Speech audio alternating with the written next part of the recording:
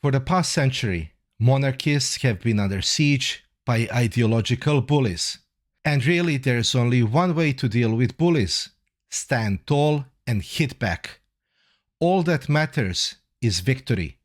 That's the message that seems to have been lost among monarchists, who are constantly focused on the virtue of their message and the frustration of having nobody care about it.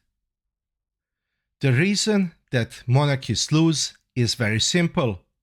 In simple terms, most people don't follow policies that closely. What they learn about policies and various politicians are what other politicians say to each other and what media say about politicians.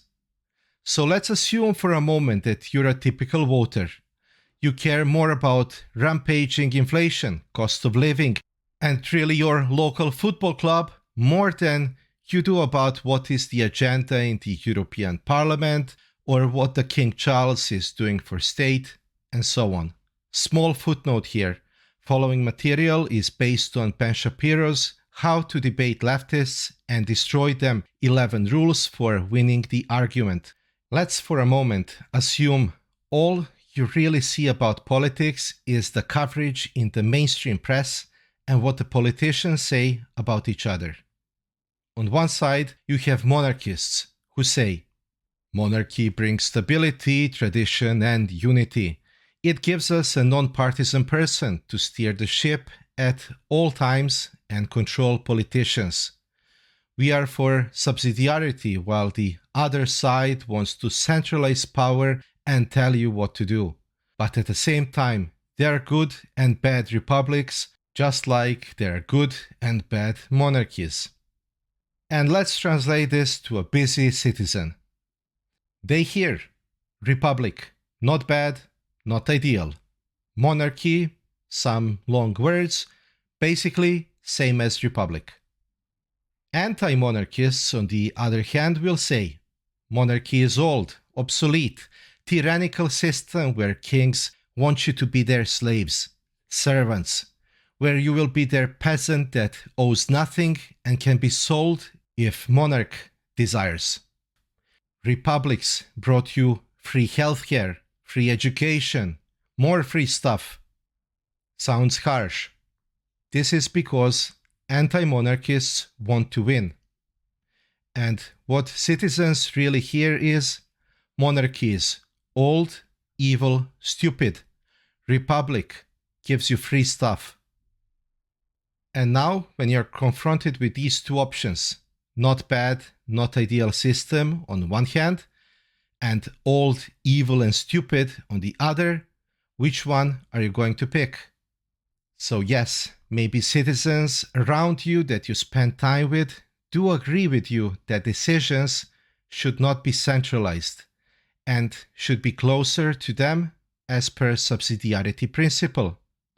They might also agree that they need someone that is non-political to control politicians. But when it comes to the key question, who cares more about people like me? Monarchists lose. And what about debating? While monarchists want to debate system and policies, anti-monarchists will avoid that at all costs and go to debating you personally. They are not interested in debating what is right or wrong for the country. They are interested in debating you personally. And this is a bully tactic, really. When somebody calls you racist, sexist, bigot, homophobe because you happen to disagree with them about decision-making policy, that is bullying.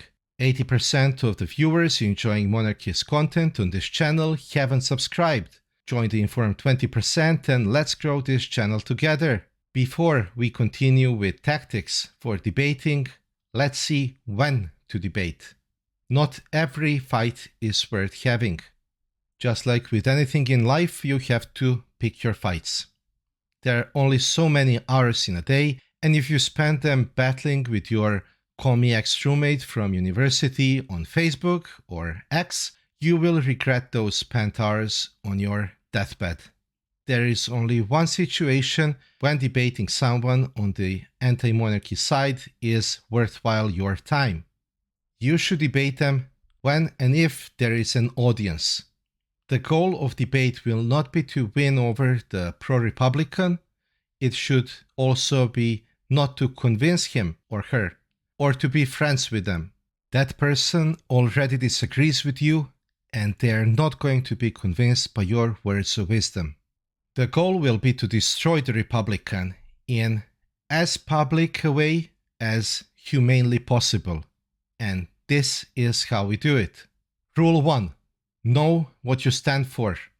Recognizing where you stand isn't just about ego. This is your weapon. If you don't know your own stance, how can you expect to defend it or launch an offensive?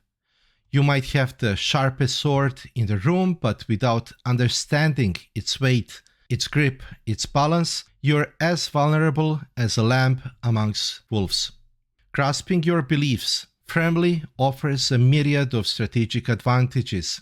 So when you state that monarchy brings stability, tradition, and unity, you have to be able to answer the follow-up questions. Why is it bringing stability? Understanding everything that you say and speak is not just for philosophical gymnastics. This is your strategy, your guide, your defense, and your offense.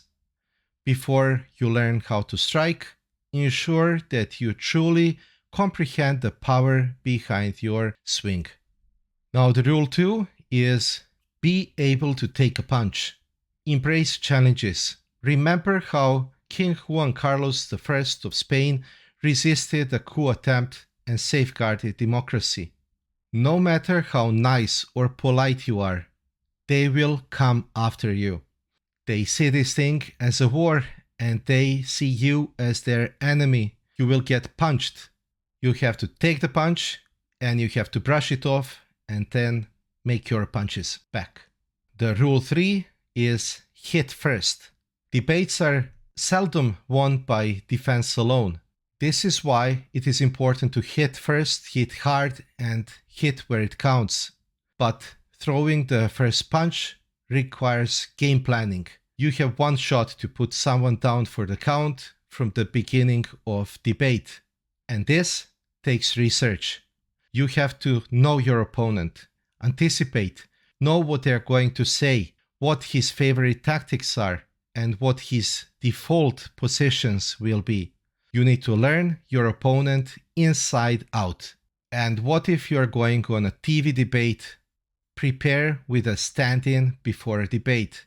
There is no substitute for preparation, like in anything in life. The 4th rule is frame the debate. The pro-Republican side is expert at framing debates. They have and they use buzzwords to direct the debate towards unwinnable position for you. They are tolerant, diverse, fighters for social justice. If you oppose them, you are intolerant, medieval brute in favor of injustice. So for you, it is important that you neuter these buzzwords quickly. Otherwise, you will be arguing against nonsense used against you. And you cannot argue nonsense. For example, on question that king is inheriting position, the real question should be who is controlling politicians when the same political party is giving members of parliament, prime minister, and president. And they also elect judges, prosecutors, and so on. And the question on high king's expenses, the real question is, why are presidents receiving the same ones for life when they serve only 4 or 5 years? The 5th and final rule is force Republicans to answer questions. Pro-Republicans are only comfortable when they are forcing you to answer questions. The questions they prefer to ask are about your character. The questions they prefer not to answer are everything else. If you force them to give you answers, they begin scratching their heads. And there is a very simple reason why is this. This is because the only preparation they have is how to insult you and to bully you. And let's take one more. Bonus rule number 6. You don't have to defend people on your side. Just because someone is on your side doesn't mean you have to defend everything he or she says. Monarchists get usually trapped in this gambit because they figure that the enemy of their enemy is their friend. But that's not true. Don't follow people, follow principle. And don't get trapped. We monarchists must become players of the game of political debate, not only pawns. We wield a legacy that stretches back millennia, traditions that have stood the test of time, and principles grounded in stability and unity. As we push forward, let us remember, our heritage is our strength, our history is our guide. All that matters is victory, and we, dear listeners of TMC, have the tools to achieve it. Remember to engage with this video to help our channel grow. Like, comment, and subscribe. Thanks for watching. See you in the next one.